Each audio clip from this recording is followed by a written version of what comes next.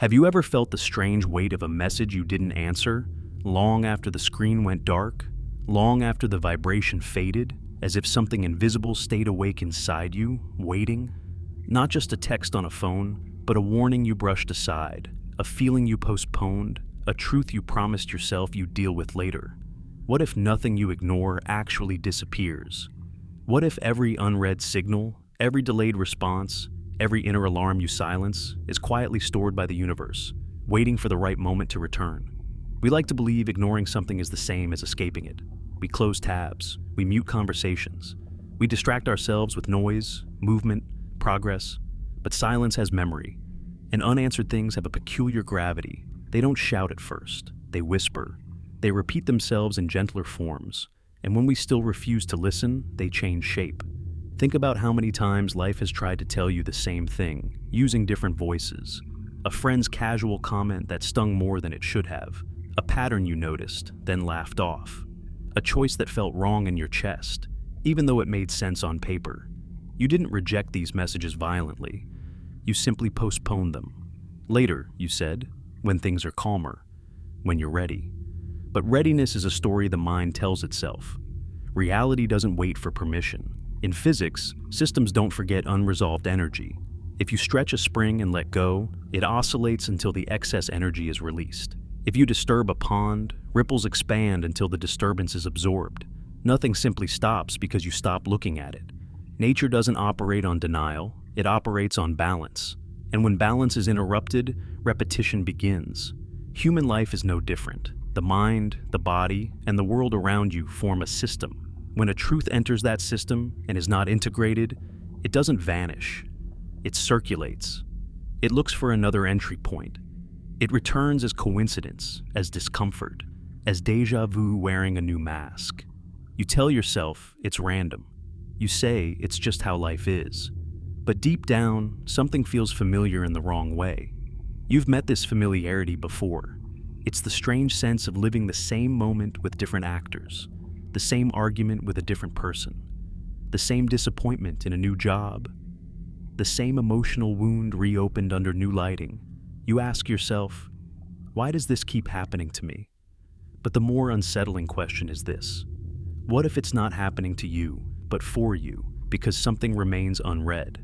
Neuroscience tells us the brain is a prediction machine. It constantly compares incoming information with stored patterns. When a pattern remains unresolved, the brain flags it as important. It heightens attention around it. This is why trauma loops, why habits repeat, why unfinished emotional business refuses to stay buried. The mind does not archive unlearned lessons.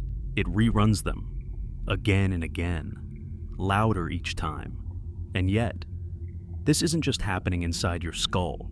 The outer world seems to cooperate, almost as if reality itself is participating in the reminder. Carl Jung once called this synchronicity meaningful coincidence without causal connection. Events aligning not because one causes the other, but because they share a hidden meaning. When you ignore a message long enough, meaning starts knocking from the outside. Have you noticed how life escalates? The first signal is subtle, a mild unease, a fleeting thought, a moment of intuition. If ignored, it returns slightly stronger.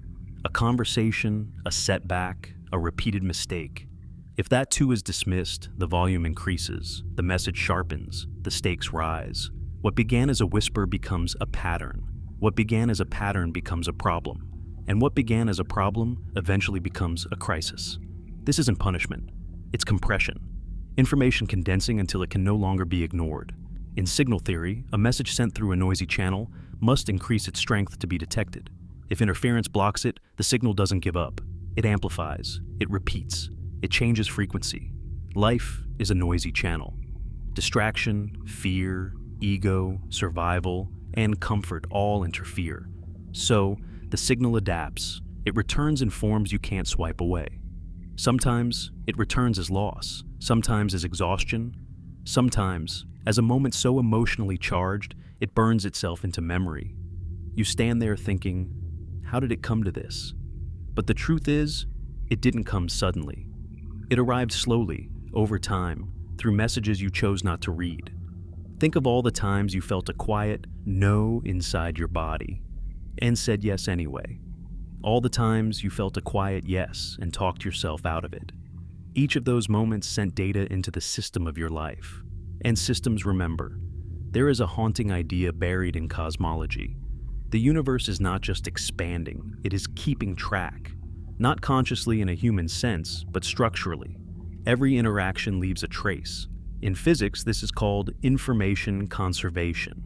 Information is never destroyed, only transformed. If that is true on a cosmic scale, why would your personal truths be exempt? Ignored truths don't evaporate, they transform. They migrate from thought into circumstance, from intuition into consequence, from inner voice into external event. And here is where it gets uncomfortable. Because many of us pride ourselves on being rational, modern, scientific. We trust data, we trust evidence.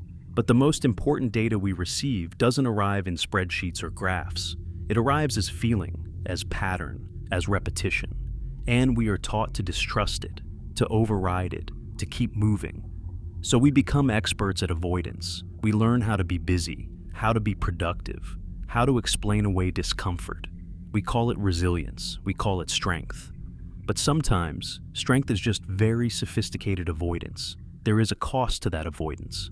At first, it's invisible, then it's inconvenient, then it's painful, and finally, it's undeniable. The universe is remarkably patient. It does not demand immediate understanding. It allows for confusion, for delay, for fear. But it does not cancel lessons. It reschedules them. Every unlearned truth becomes a recurring appointment. Every ignored message becomes a returning teacher. And teachers do not stop teaching just because the student closes their eyes. You may wonder why this feels so personal, why the same themes follow you across years, cities, relationships, careers. Why no matter how much you change the scenery, something familiar keeps reappearing. The reason is simple and terrifying. You are the constant in the equation, and the lesson is addressed to you. This first segment is not here to accuse you. It is here to unsettle you gently, to place a mirror in front of experiences you've already had, but maybe never connected. Because once you see the pattern, you can't unsee it.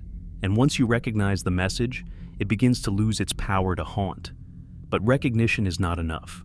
Understanding is not enough. The universe does not respond to intellectual acknowledgement. It responds to integration, to change, to action aligned with truth. Until then, the message waits. It doesn't sleep. It doesn't forget.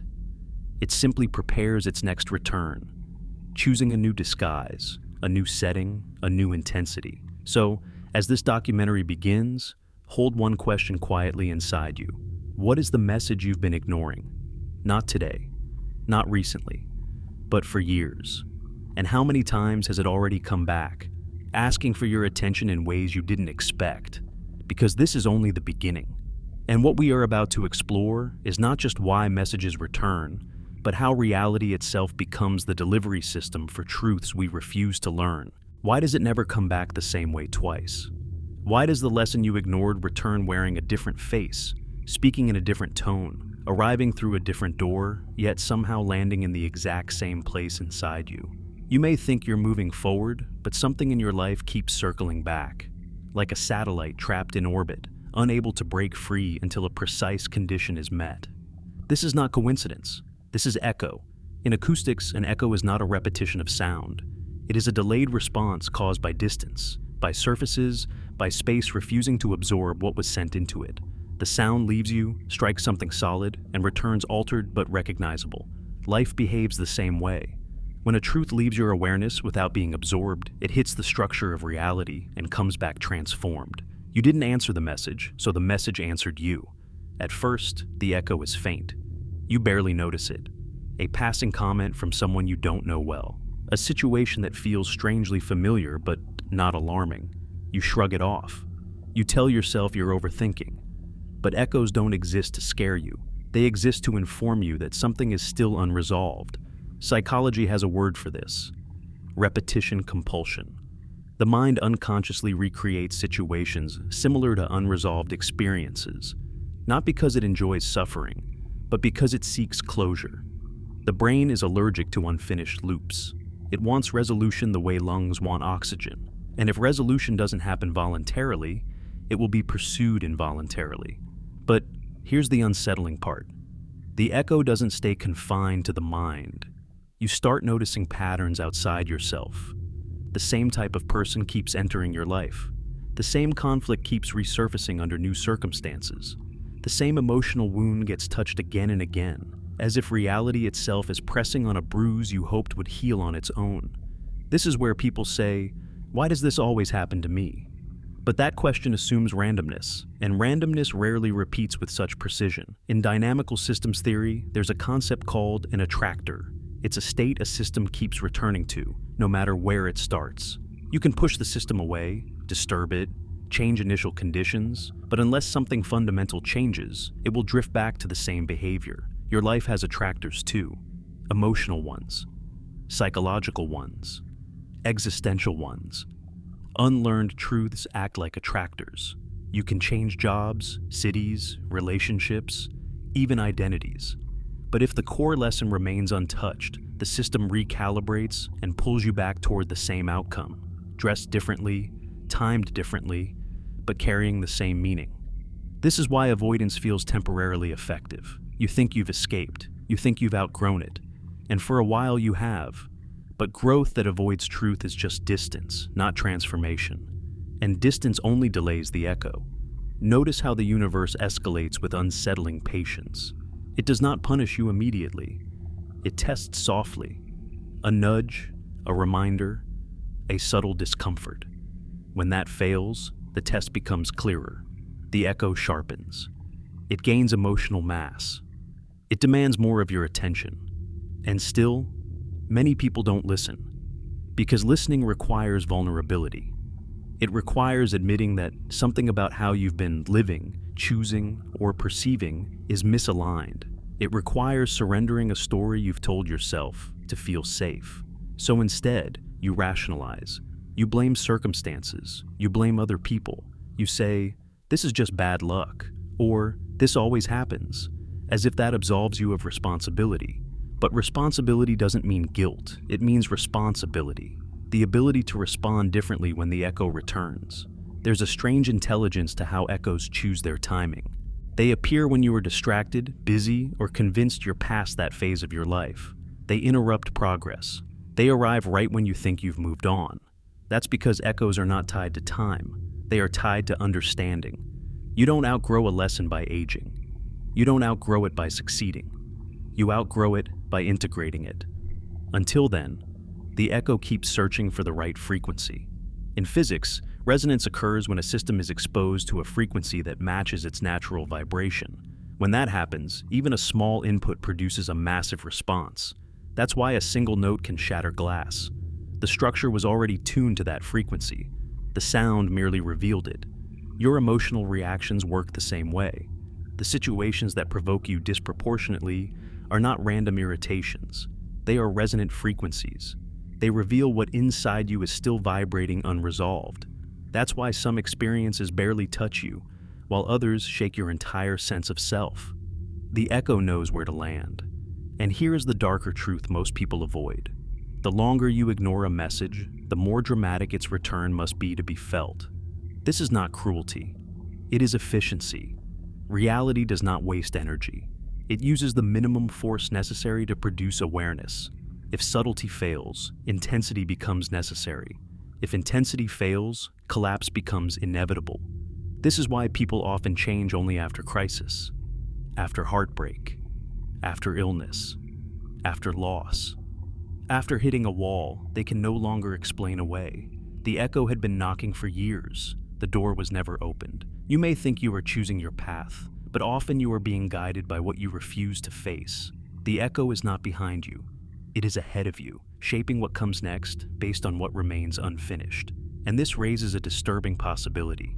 What if some of the most painful moments in your life were not new experiences at all, but the final, amplified versions of messages you once received quietly? A feeling you ignored becomes a consequence you can't. A truth you postponed becomes a reality you must confront. A lesson you dismissed becomes a turning point. The echo is not here to harm you. It is here to complete you.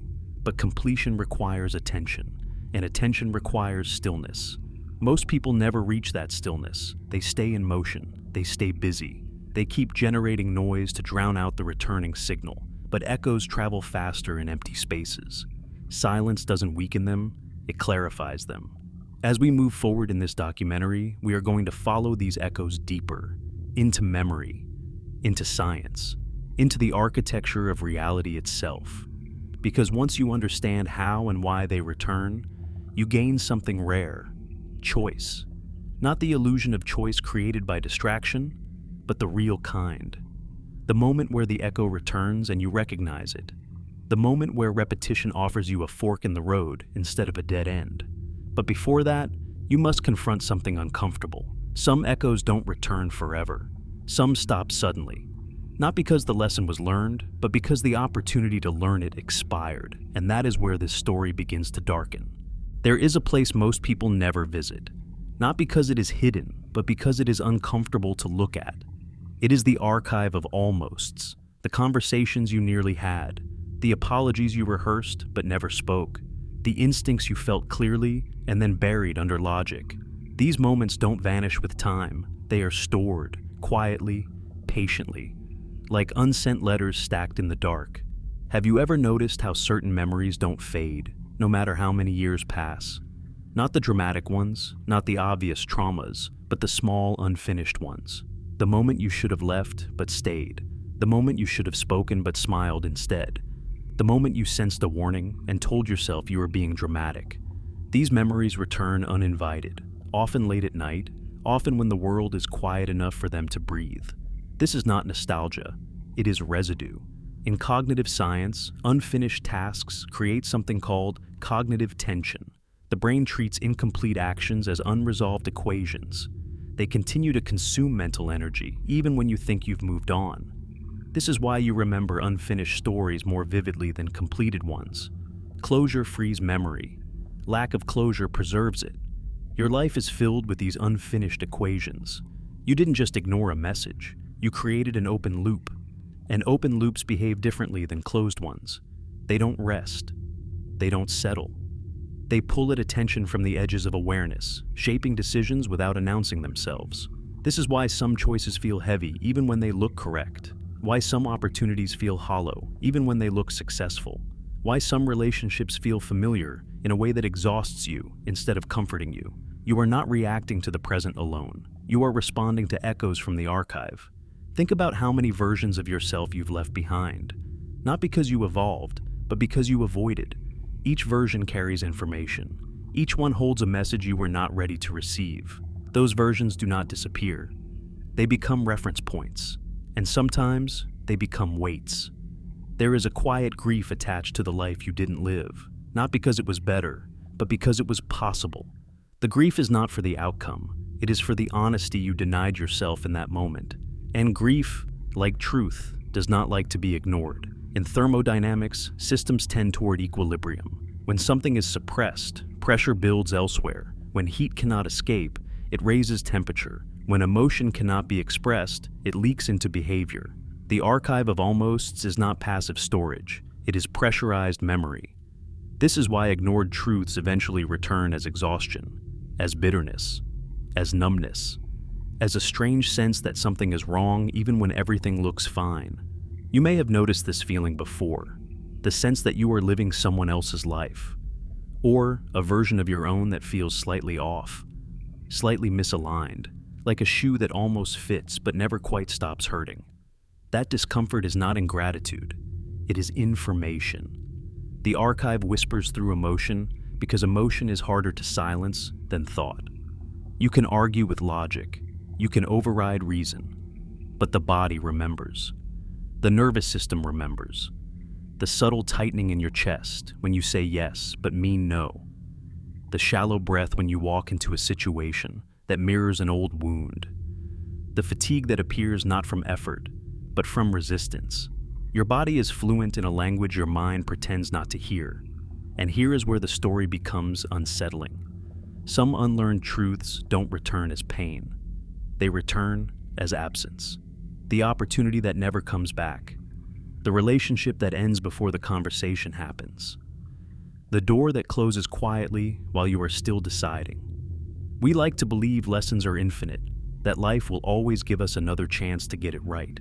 But systems have thresholds. There are moments where delay turns into forfeiture, not as punishment, but as consequence. In evolutionary biology, organisms that fail to adapt to repeated signals don't survive indefinitely. They are not judged, they are outpaced. The environment moves on. Your life environment does the same. This is why some lessons feel urgent in hindsight. You realize too late that the message wasn't asking for perfection. It was asking for presence, attention, a response, any response more honest than silence. The archive of almosts grows heavier with time, not because the past is haunting you, but because the future is trying to compensate. It must work harder to redirect you. It must use stronger contrasts, sharper turns, more dramatic feedback. This is when people say, "Everything happened so fast," or "I don't know how I ended up here." But the truth is quieter and more disturbing. You were led here by accumulation, by hundreds of small moments of avoidance that eventually tipped the balance. There is an intelligence in how reality does this. It does not overwhelm you all at once. It gives you space. It gives you time. It assumes you will notice. When you don't, it escalates not out of anger, but necessity. Have you ever wondered why some people seem to repeat the same decade over and over? Different years, same emotional landscape, same disappointments, same regrets phrased differently. They are not cursed. They are stalled at a lesson they refuse to enter. The archive is not a prison. It is a map of where you stopped. And here is the paradox. The longer you avoid a truth, the more terrifying it appears when you finally face it. Not because it grew stronger, but because your imagination filled the silence. Most unlearned truths are not catastrophic. They are simply uncomfortable. But avoidance inflates discomfort into fear. The unknown always feels larger than it is. When you finally look back at an ignored message with clarity, it often reveals something painfully simple, a boundary you needed to set, a truth you needed to admit, a choice you needed to make sooner. The tragedy is not the lesson itself.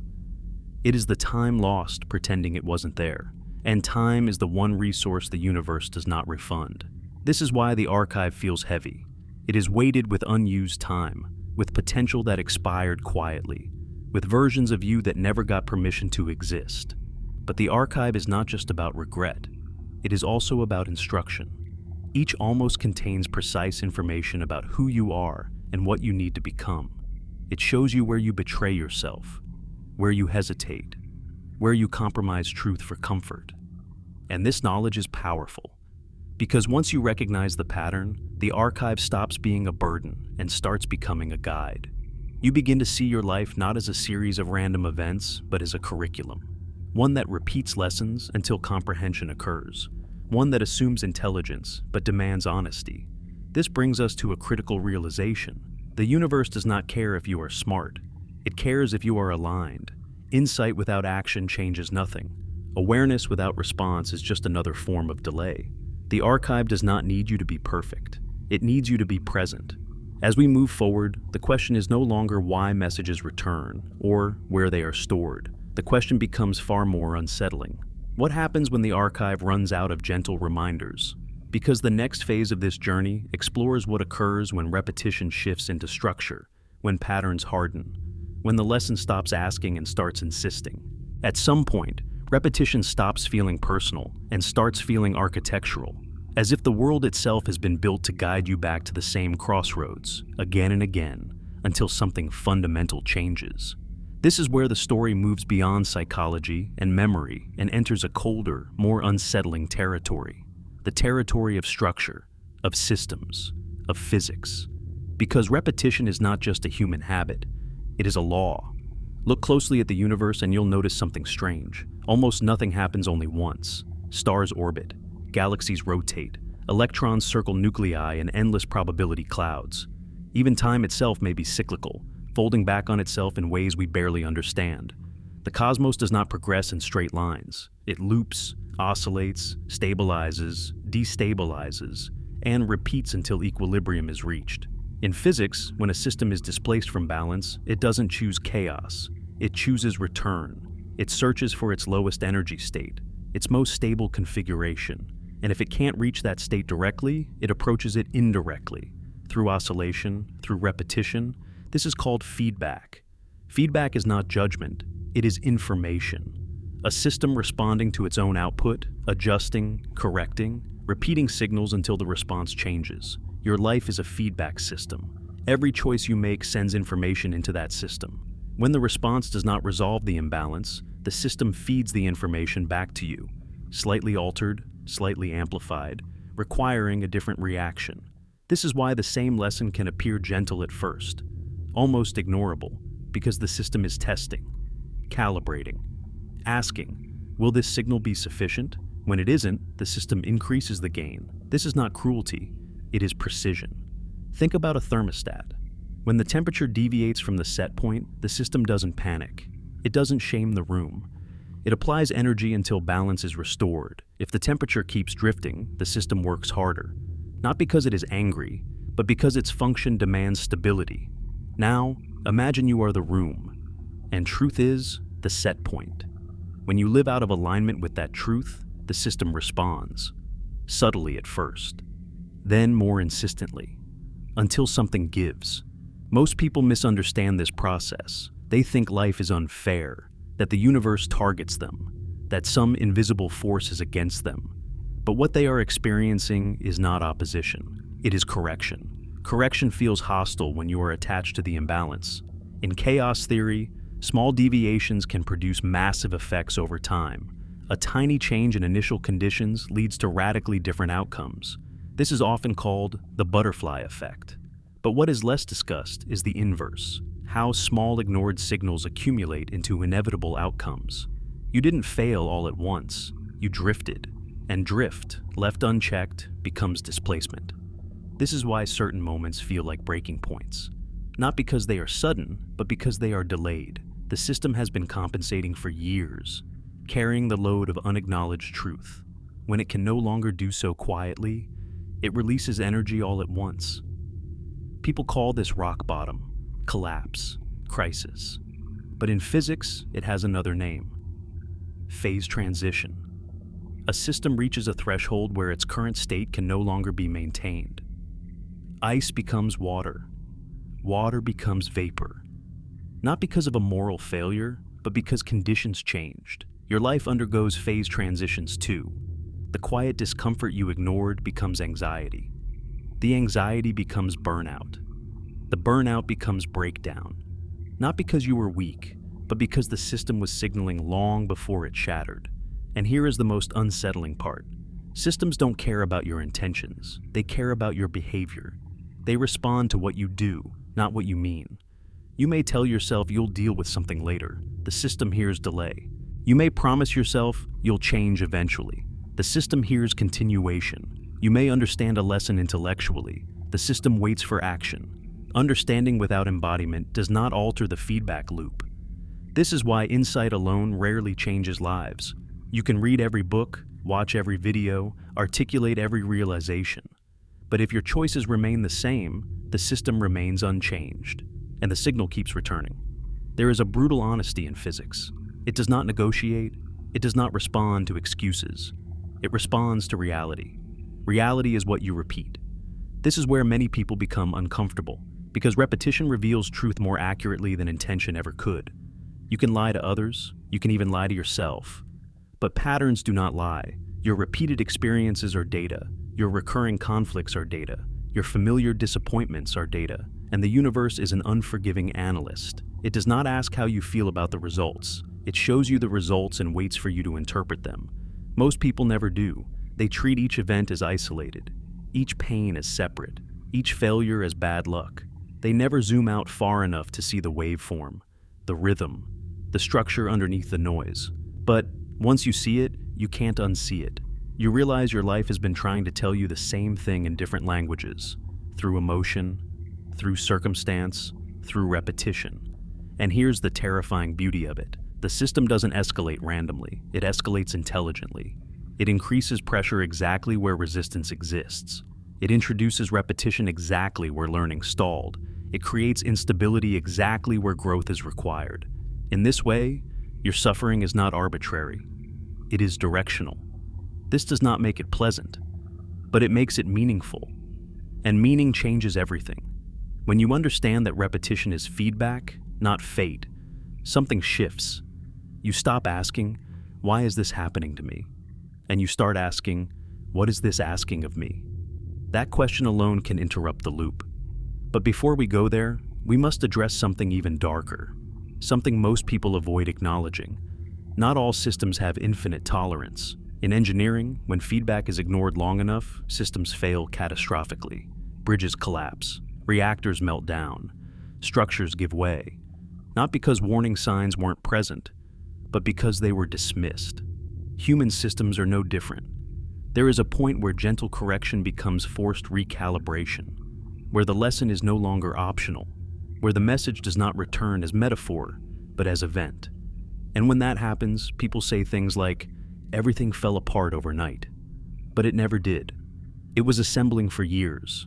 This is why some moments feel inevitable in hindsight. You look back and realize there were signs everywhere. Signals you rationalized, patterns you minimized, feelings you overrode. The physics was clear, the data was there, you just didn't respond. As we continue, we are going to move closer to the most uncomfortable territory of all, the role of the observer. The strange fact that awareness itself changes the system, and the terrifying implication that not looking is not neutral. It is active participation in the loop. Because once you understand how observation alters reality, ignoring a message becomes something far more serious than avoidance. There is a moment, often unnoticed, when ignoring something quietly turns into something else. Not forgetting, not escaping, but choosing not to see. And this is where the mechanics of reality become deeply unsettling, because in this territory, absence of attention is not neutral, it is active. In physics, there is a strange and counterintuitive rule. Observation changes the system. At the quantum level, particles do not behave as fixed objects until they are measured. Before observation, they exist as probabilities, possibilities, ghosts of outcomes. The act of looking collapses uncertainty into form. This is not philosophy. This is experiment. This is repeatable. The observer is not passive. The observer participates. Now, ask yourself a dangerous question. If observation alters physical reality, what does sustained non-observation do to psychological and emotional reality? What happens when you repeatedly refuse to look at a truth that is asking for your attention? The answer is not nothing.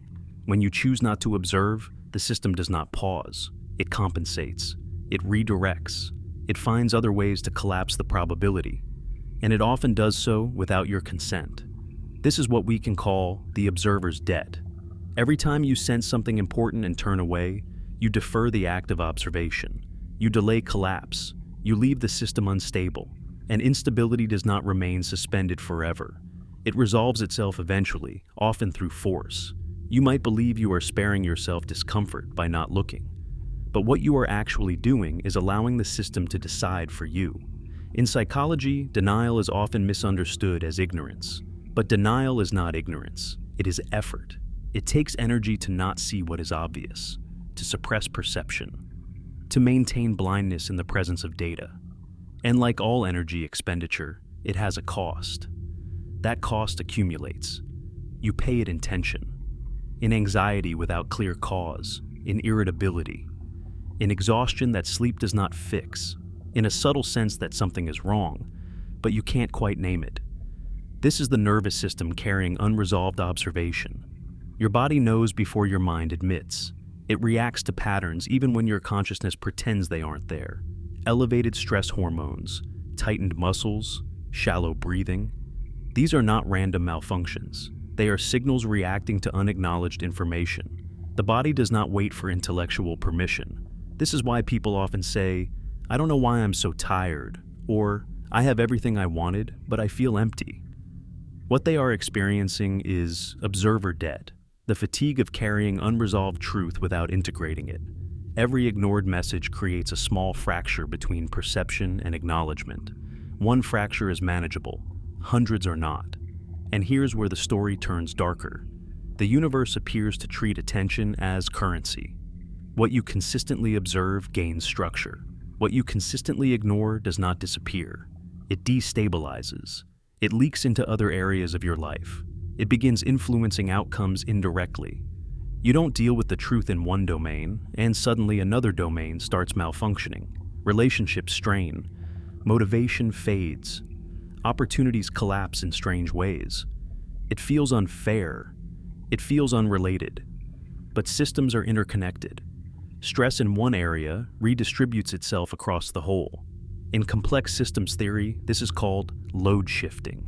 Pressure applied in one place is transferred elsewhere until something breaks. So the lesson you refuse to observe in your inner life migrates outward. It appears as conflict, as external limitation, as circumstances that force confrontation.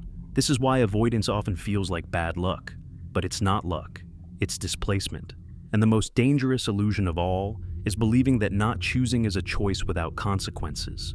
In reality, not choosing is choosing continuity. It tells the system to keep running the same program.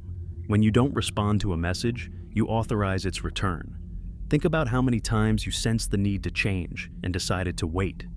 You told yourself it wasn't the right time, that you needed more clarity, more confidence, more stability. But clarity rarely arrives before action. It arrives because of action. The universe does not reward contemplation without movement. It responds to signal and response, not signal and delay. This is why some people feel trapped in lives they intellectually outgrew years ago. They understand exactly what's wrong, but nothing changes. Because understanding without observation-driven action is still avoidance. The system does not care if you understand the lesson. It cares if you embody it. And embodiment requires presence. Presence is the opposite of denial. At a certain point, reality stops sending symbols and starts sending people. Not randomly, not accidentally, but with an eerie precision that feels almost scripted. You begin to notice it only in hindsight. The same personality pattern appears again. The same dynamic. The same emotional trap, rebuilt with new names, new faces, new timing. And you wonder how you walked into it again, even though you swore you never would. This is not coincidence. This is mirroring. When inner messages fail to register, the system externalizes them. It turns lessons into living reflections.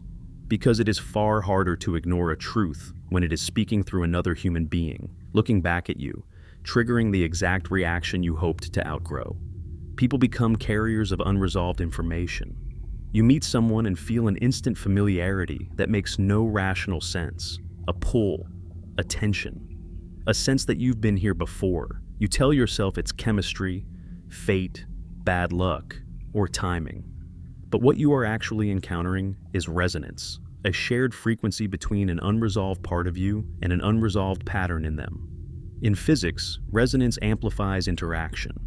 Two systems vibrating at compatible frequencies exchange energy more efficiently. This is why bridges collapse when exposed to specific rhythms. This is why glass shatters at certain notes. And this is why certain people feel impossibly powerful in your life, even when they are objectively ordinary. They are not powerful. They are precise. They activate something in you that has been waiting to be activated. This is why the same lessons often arrive through relationships, through authority figures, through intimate connections where emotional defenses are lowest. The system chooses messengers you cannot easily ignore, a friend who mirrors your avoidance, a partner who exposes your boundaries, a boss who triggers your self-worth, a stranger whose words linger longer than they should.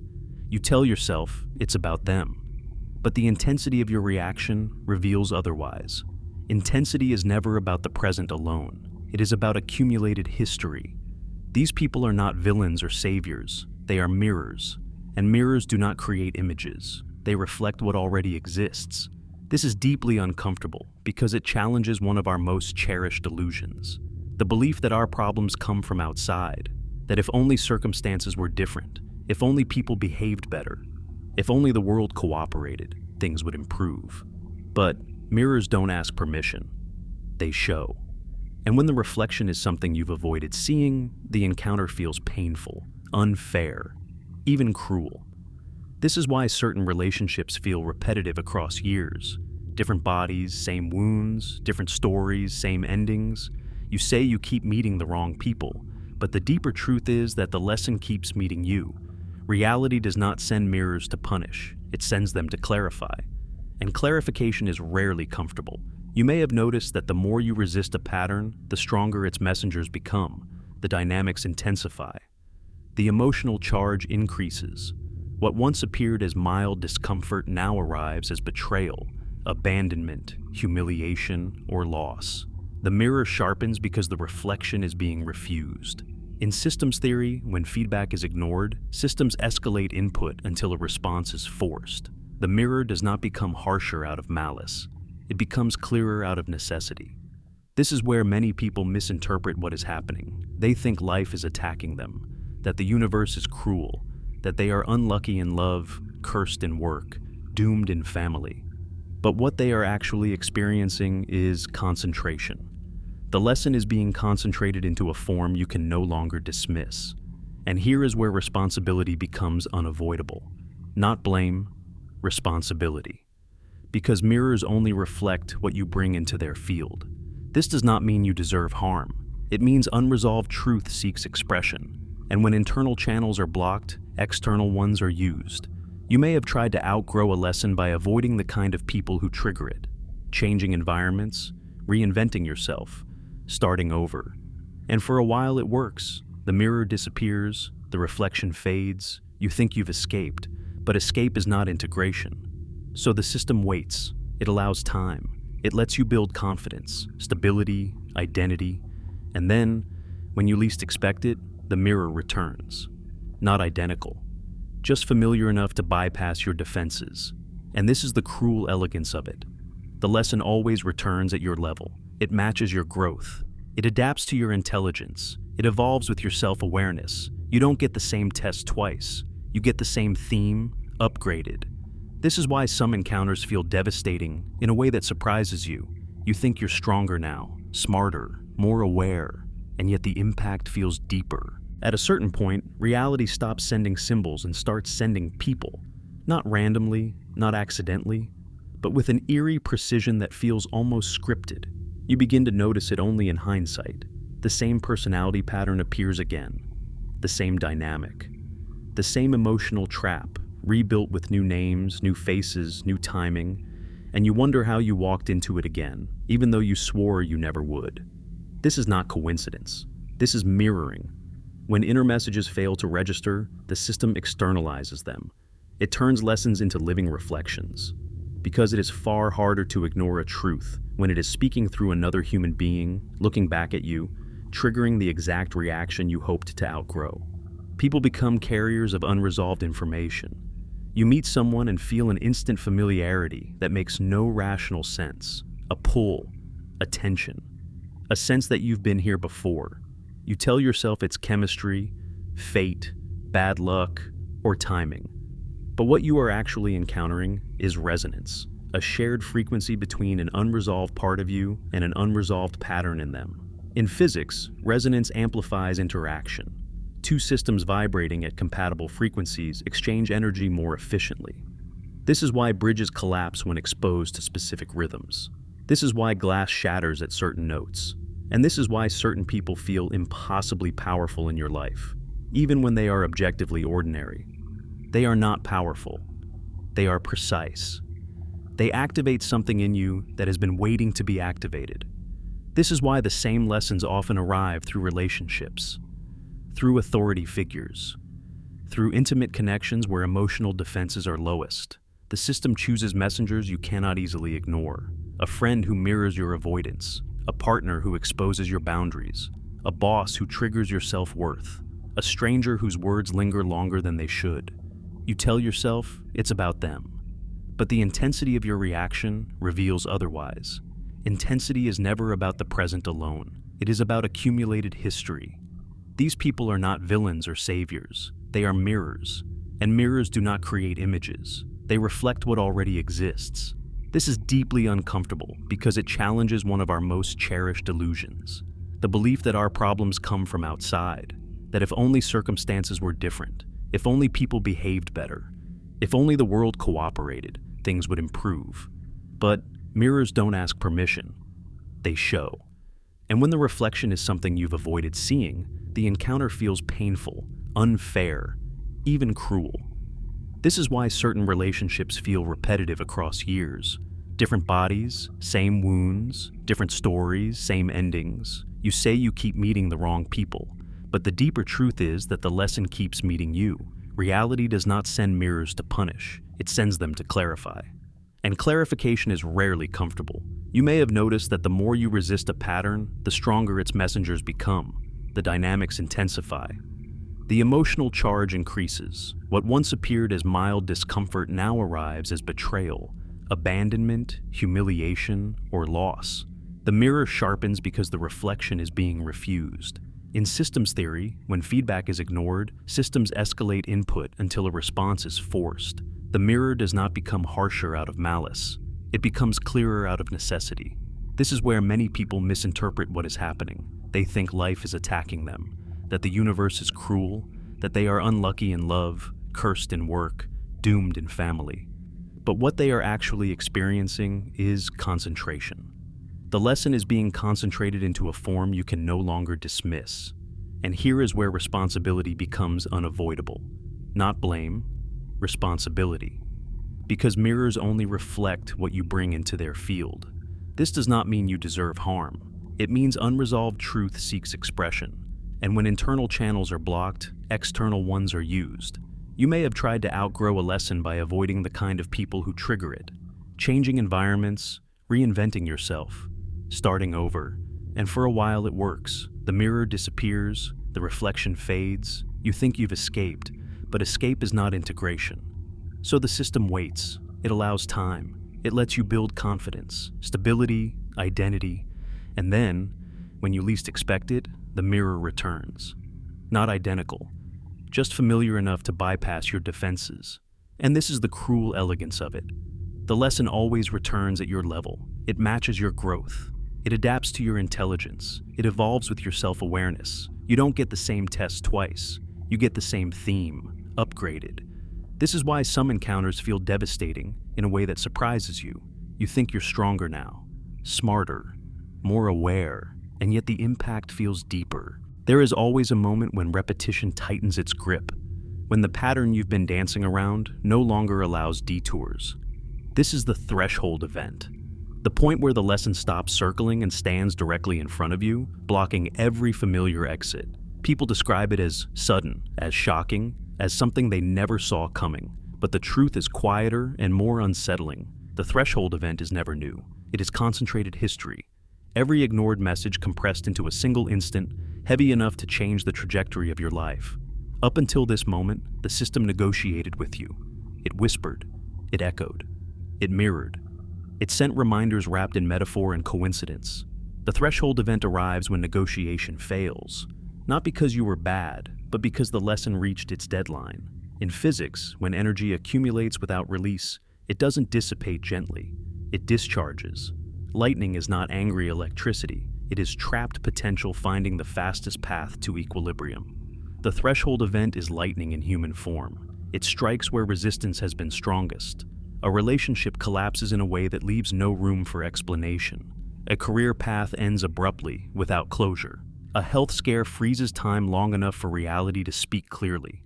A loss arrives that reorders your priorities overnight. These moments feel cruel because they are efficient. The threshold does not ask whether you are ready. It asks whether you are listening now. And what makes this moment unbearable is familiarity. You recognize it.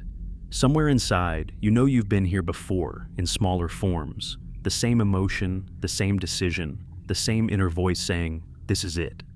This is what you avoided. This recognition is painful because it removes the illusion of randomness. You realize this moment has been rehearsing itself through years of smaller warnings. The threshold is not a surprise. It is the final draft. At this stage, something strange happens to time. Everything slows down, even as everything collapses. Your mind races, but your body feels suspended, as if reality is holding its breath. People later describe these moments with uncanny clarity. They remember smells, colors, sounds, details that shouldn't have mattered. This is because attention has finally arrived. The threshold forces observation. It collapses probability. There is no more later, no more postponement.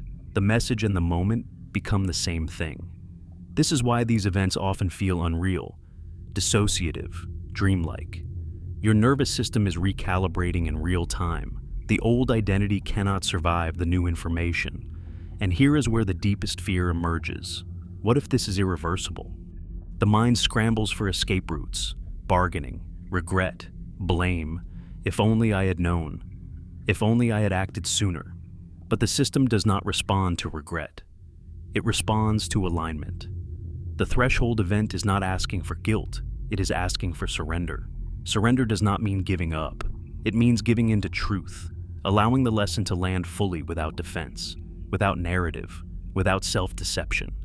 This is excruciating because surrender means letting go of who you thought you were, of the story you built to justify delay, of the version of yourself that believed avoidance was safety. The threshold exposes the cost of that belief. Many people try to rebuild the old structure after the collapse. They rush to restore normalcy, to return to familiar patterns, to make the pain mean nothing. But this only deepens the fracture, because thresholds are not detours. They are gates. Once crossed, you cannot live the same way again without consequences multiplying. This is why some people feel permanently changed after certain moments. Not wiser, not happier, just unable to lie to themselves in the same way. The threshold strips illusion efficiently, and yet, within this stripping, there is an unexpected gift: clarity. For the first time, the message is undeniable. It is no longer abstract. It is embodied. It has weight. You see exactly what the lesson has been trying to show you all along. The pattern reveals its core. The truth you avoided was never as complex as you feared. It was simply inconvenient. But inconvenience postponed long enough becomes catastrophe. This realization can feel devastating, but it is also liberating, because now the choice is clear. Painful, yes, but clear. Continue pretending and suffer consciously, or change and suffer briefly. The threshold does not guarantee happiness. It guarantees honesty. This is why some people emerge from crisis transformed, while others remain trapped. The difference is not strength. It is willingness. Willingness to let the lesson complete itself. Completion is not about fixing everything. It is about stopping the fight against what is true. Once the threshold is crossed and the lesson is faced, the system begins to settle. Not immediately, not gently, but decisively. The feedback loop loosens, the repetition weakens, the pressure begins to release.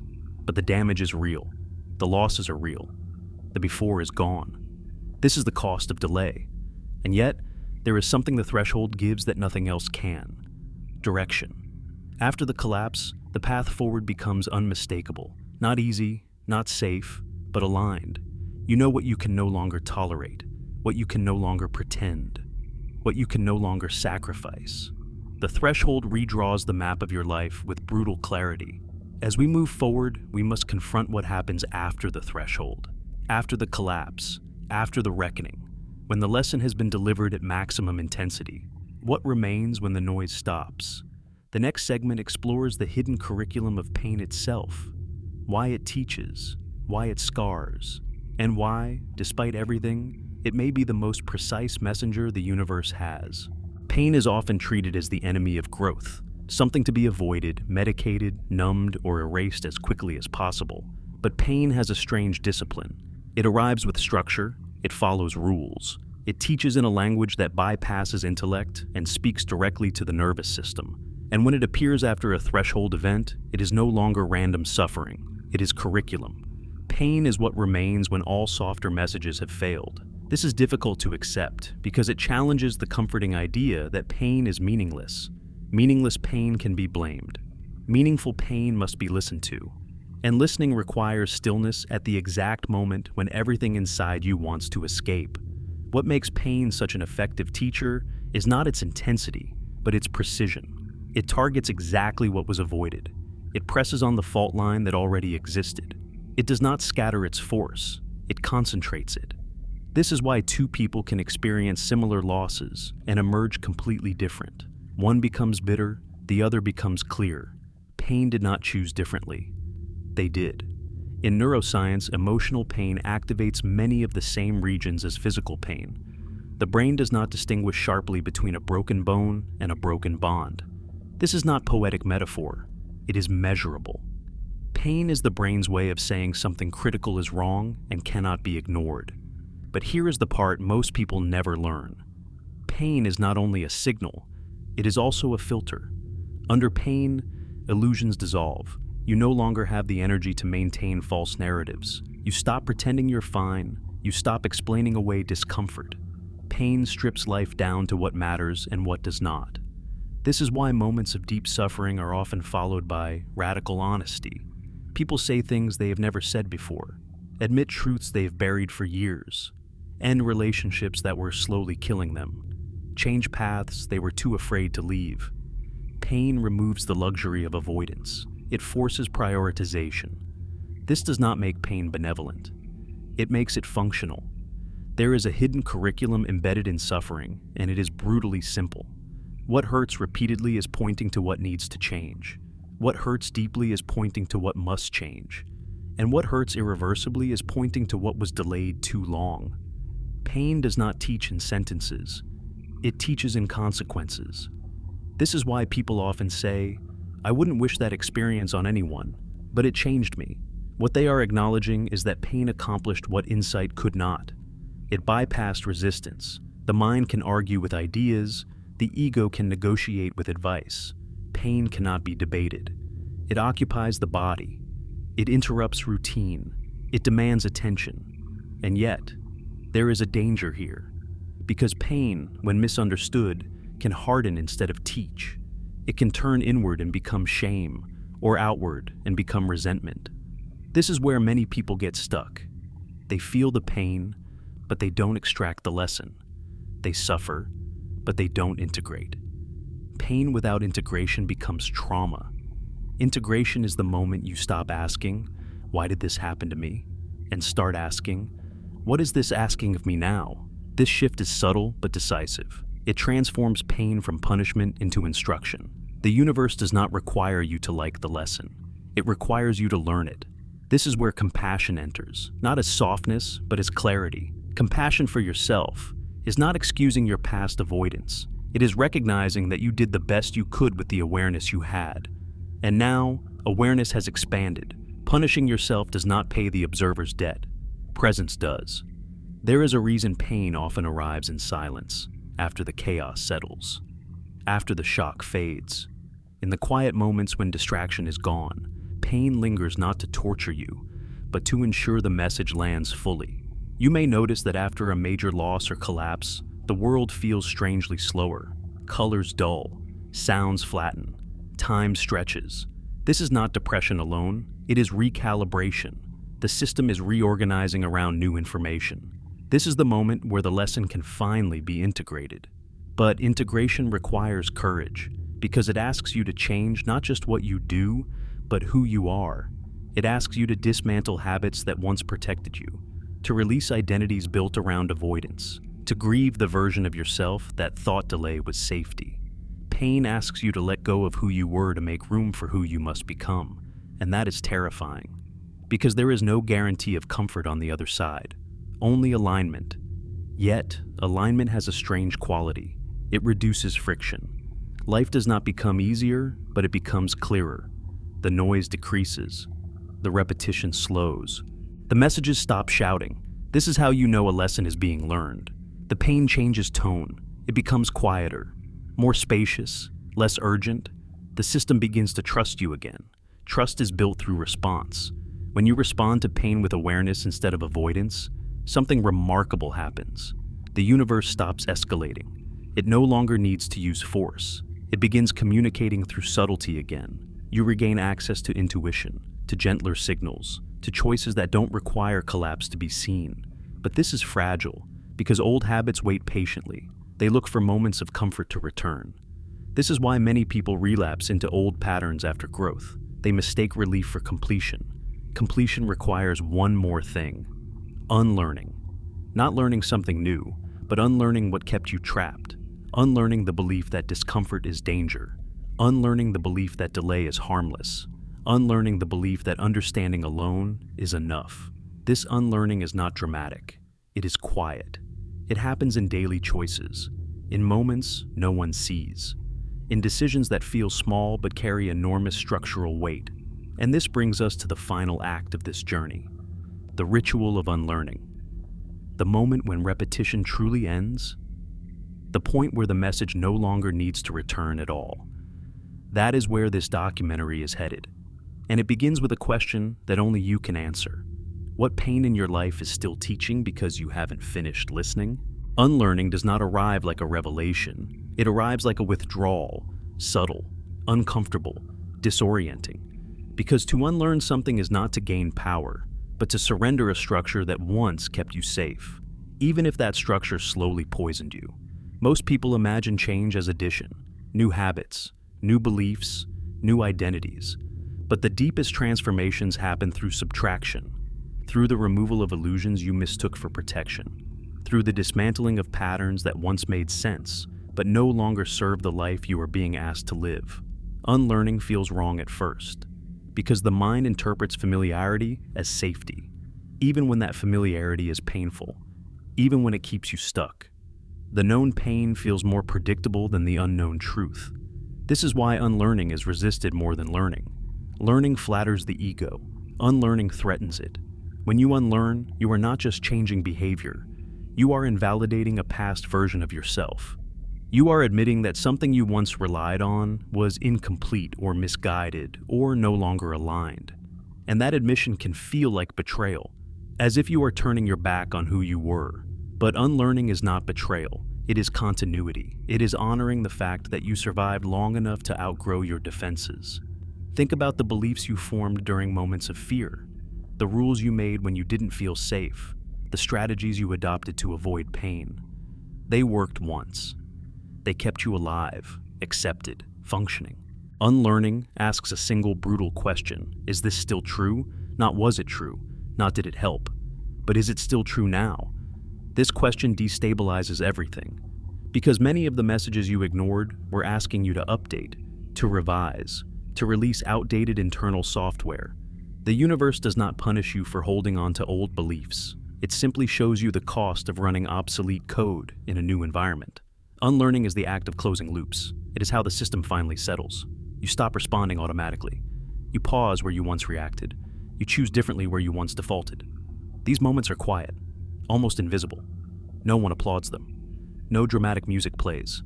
But structurally, they are seismic.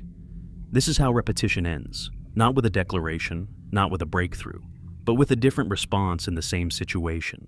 The same trigger appears, the same mirror shows up, the same echo returns. And this time, you don't follow the old script. You speak when you would have stayed silent. You leave when you would have endured. You stay present when you would have dissociated. You choose honesty when comfort tempts you. This is the ritual. Not mystical, not symbolic, practical, embodied, real.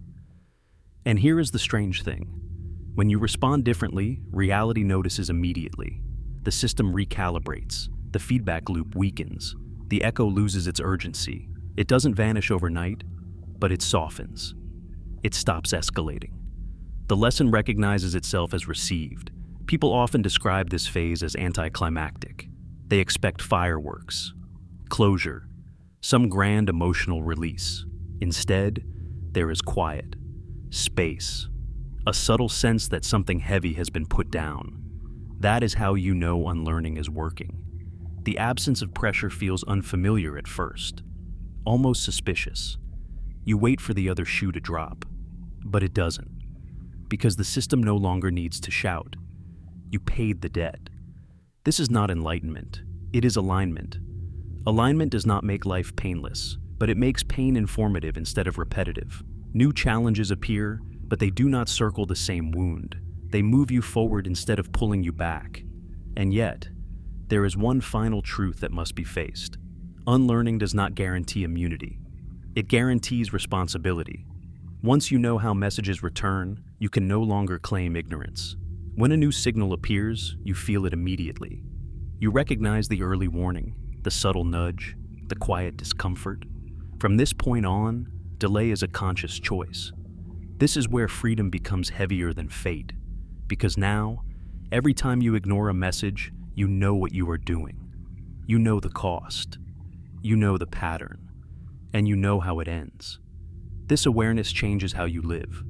You become more attentive, more honest, less willing to postpone what matters. Not because you are afraid of pain, but because you respect the system enough not to provoke escalation. This is what maturity actually looks like. Not control, not certainty, but responsiveness. And this brings us to the end of the journey, because after unlearning, after integration, after the loop loosens and the echoes fade, one final question remains. What does it mean to live in a universe that remembers what you ignore?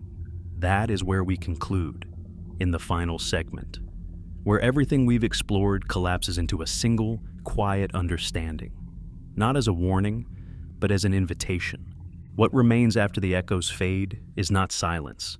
It is a different kind of sound, a low, steady hum of alignment, like a machine finally running the way it was designed to.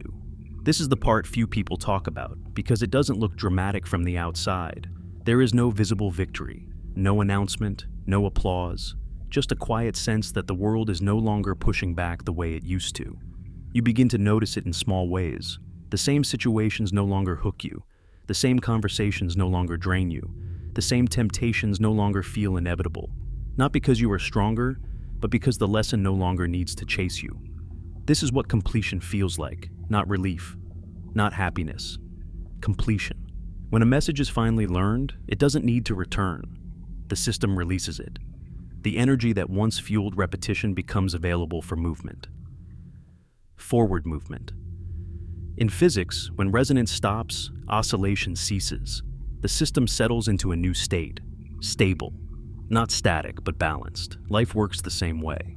When an unlearned truth is integrated, it stops demanding attention. It frees attention. This is why growth often feels lighter than expected.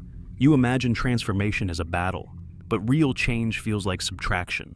The removal of friction you thought was normal. The absence of pressure you mistook for identity. You realize how much of your life was spent managing repetition, anticipating pain, bracing for echoes, preparing for the next return of the same lesson. And now, that preparation is no longer necessary. This is not the end of difficulty. New lessons will come, but they will not wear the same faces. They will not circle the same wounds. They will not repeat louder, because repetition is a sign of something unfinished, and something has been finished. There is a profound humility in realizing this. It dismantles the fantasy that life is random and hostile. It replaces it with something more demanding and more generous at the same time. Responsibility. Not responsibility as blame. Responsibility is participation. You are not a passive receiver of reality. You are in conversation with it. Every choice is a response. Every delay is a response. Every act of attention or avoidance feeds information back into the system. The universe does not punish silence. It interprets it. When you ignore a message, the universe doesn't judge you. It adjusts. It tries again. It assumes you missed it, not that you refused it. And that assumption is patient. But patience is not infinite. This is the truth beneath everything we've explored. Unlearned truths don't disappear. They repeat louder. Not because reality is cruel, but because it is consistent, because it values equilibrium, because it responds to patterns, not promises. And once you understand this, life changes texture. You become more attentive to the quiet signals, the early nudges, the subtle discomfort that once felt easy to dismiss. You no longer need the lesson to escalate to be heard. You listen earlier. This does not make you perfect. It makes you present. Presence is the real ending to repetition. When you are present, messages don't need to return. They arrive once, do their work, and move on, like seasons, like tides, like breaths. You begin to live with a different relationship to discomfort, not as an enemy, but as information. Not as something to escape, but something to interpret. And perhaps the most unexpected shift of all happens here: compassion. Not just for yourself, but for others. You start to see repetition everywhere, in people's lives, in their choices, in their relationships. You recognize the echoes in them because you've lived inside them. And instead of judgment, there is understanding. You realize how many people are not stubborn, not foolish, not broken, but simply delayed, carrying messages they don't yet know how to read. And you realize how easy it is to mistake avoidance for character. This awareness softens you. It also sharpens you, because now you know the cost of ignoring what matters, and you know the relief that comes from finally listening. The universe does not ask you to be fearless. It asks you to be honest. Honest when a pattern appears. Honest when a choice feels misaligned. Honest when a message returns for the second, third, or 10th time. Because by the time it's loud, it's already been gentle. This documentary began with a question about messages you ignore, but it ends with a deeper understanding that life is not testing you arbitrarily. It is teaching you precisely. Every repetition is a syllabus. Every echo is a reminder. Every threshold is an exam you scheduled yourself. And the moment you learn the lesson, the classroom changes. So, if you take one thing from this journey, let it be this. Pay attention sooner. Listen when the message is quiet. Respond when the signal is subtle. Act when the discomfort is still small, because the universe is always speaking. And it would much rather whisper than shout.